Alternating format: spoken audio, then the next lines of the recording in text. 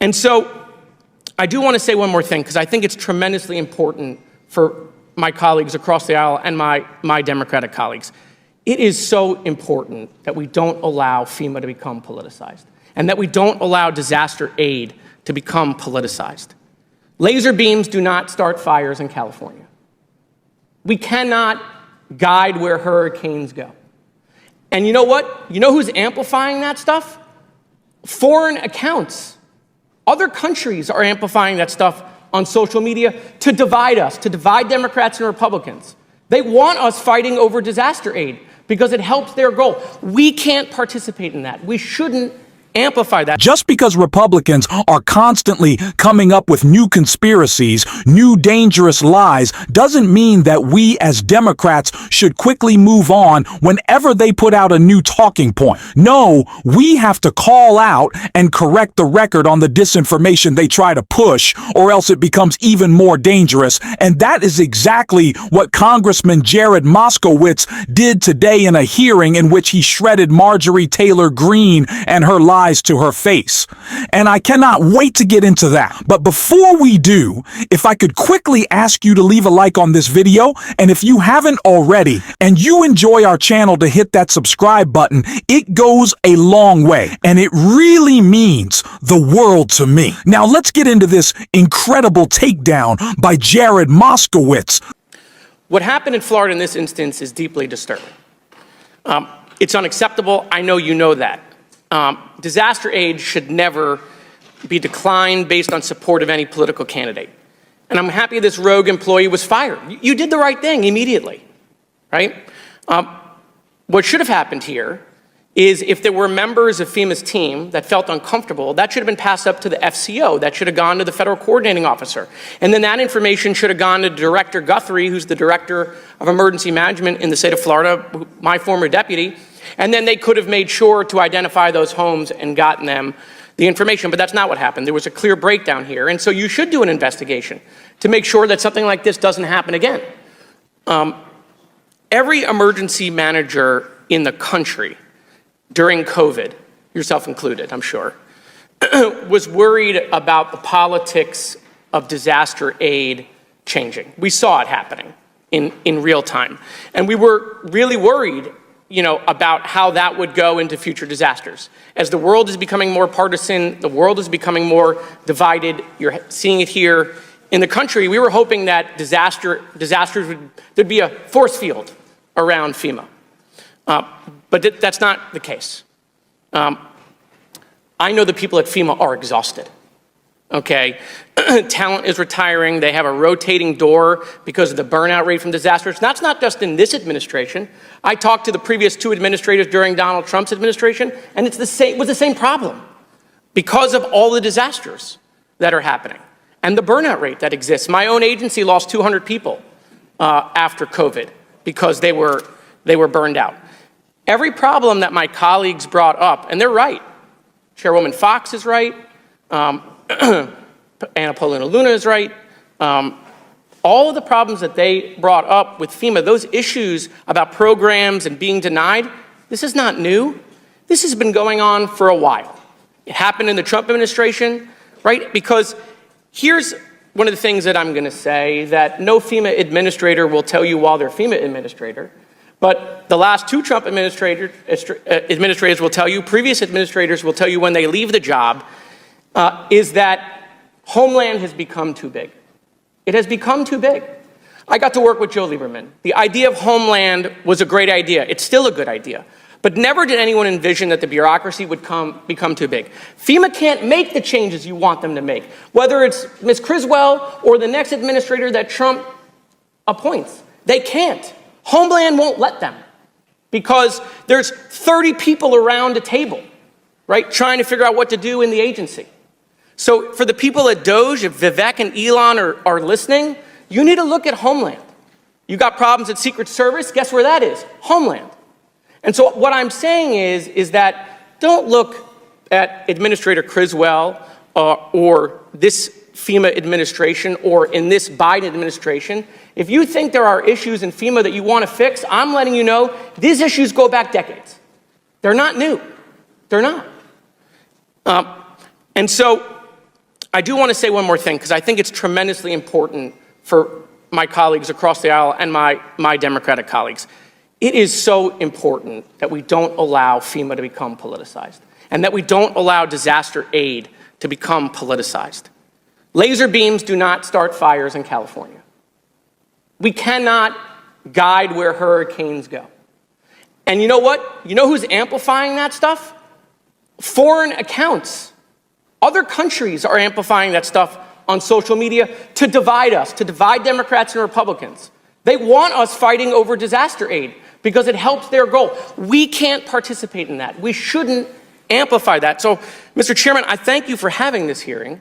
We should have this hearing. But I want you to know that these issues that you're bringing up are not issues of today. These are issues of yesteryear. And so I will work with anyone across the aisle on fixing these issues within Homeland. And with that, Mr. Chairman, I yield back. Gentleman yields. Just a perfect response.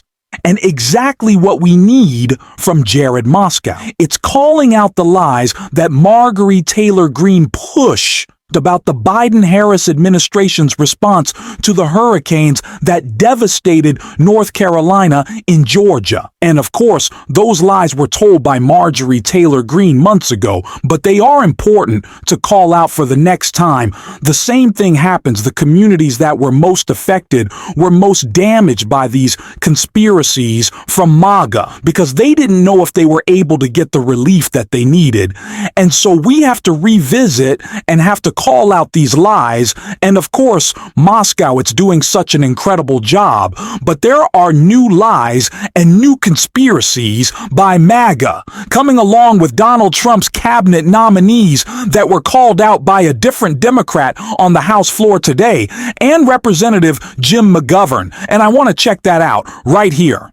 I do not believe any of what my Republican friends are talking about on the floor today is in line with what the American people voted for.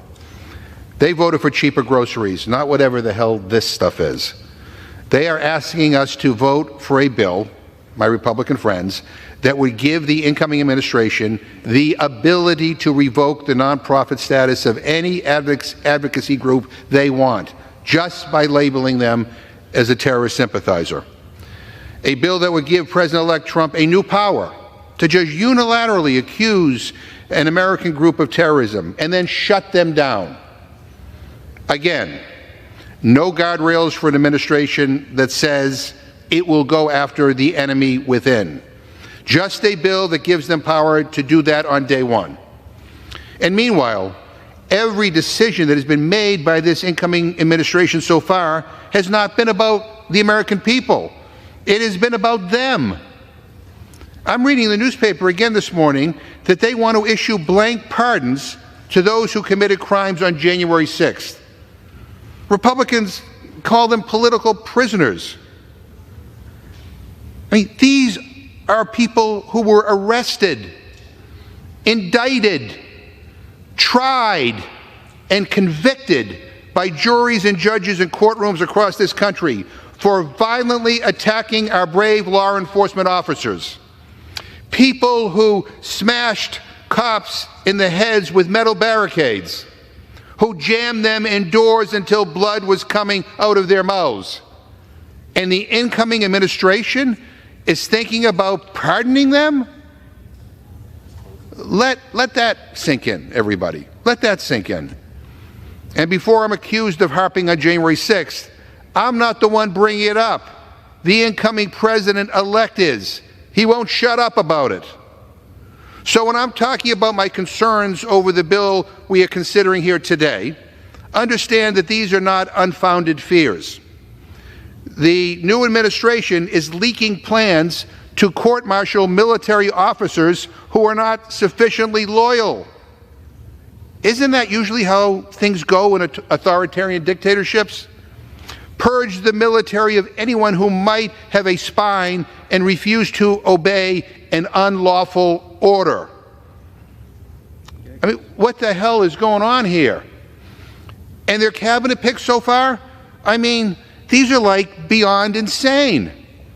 Someone who is credibly accused of having sex with an underage girl. Someone who sucks up to foreign dictators and has attracted major concern that they can't be trusted to protect America's secrets from our adversaries. Someone who paid hush money to cover up a sexual assault accusation, to lead our military. He's picked because Donald Trump likes him on Fox News. Someone who says that tap water turns kids gay. I mean, this is the dream team? This is the dream team? Really? I mean, seriously, it would be funny if it weren't so sad.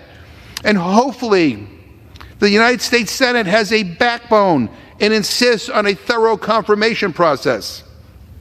Look, the truth is this. The truth is that this is not what people voted for. They voted for their pocketbooks, and frankly, I don't blame them. You know who I do blame? I blame the billionaires who have rigged our country against working people and spent the last 4 decades squeezing every penny they could out of people.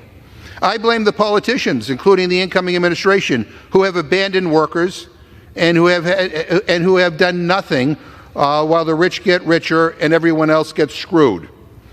My friends on the other side, they want to blame trans people.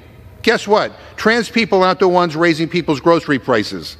Big corporations are. They want to blame immigrants. And here's the deal. Immigrants aren't the ones denying health insurance claims, Mr. Speaker. It's the billion-dollar insurance companies that do that on a daily basis. And they want to blame woke this and woke that.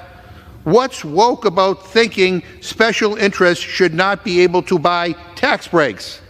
What's woke about telling Chevron and Exxon that they can't dump toxic chemicals into our air and water? What's woke about thinking it's wrong to give tax breaks to billionaires while the rest of us get screwed? It is time for us to get serious about fixing this country and making sure it works for everyone. And instead, we have BS bills that allow the new administration to go after any group who disagrees with the government and shut them down. So my friends on the other side can keep doing whatever the hell this is. Good luck with that.